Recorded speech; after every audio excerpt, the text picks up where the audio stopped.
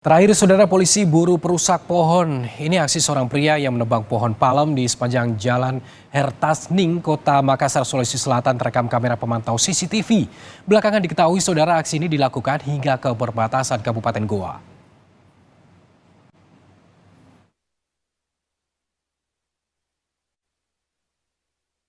Rekaman kamera pengawas atau CCTV ini memperlihatkan seorang pengendara motor tiba-tiba berhenti di depan sebuah rumah di Jalan Pelita 2, Kota Makassar, Sulawesi Selatan, dan langsung memotong pohon dengan menggunakan sebilah parang.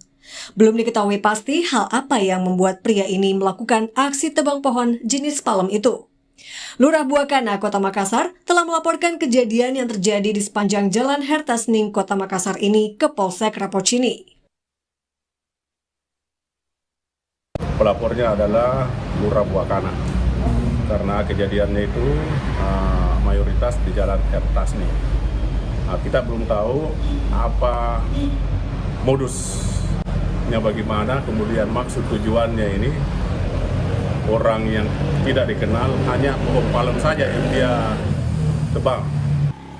Belakangan diketahui, penebang pohon palem ini melakukan aksinya hingga ke perbatasan Kabupaten Goa, Sulawesi Selatan. Menurut polisi, kejadian ini pun berlangsung selama 2 hari berturut-turut pada akhir pekan kemarin. Tim Liputan, Kompas TV.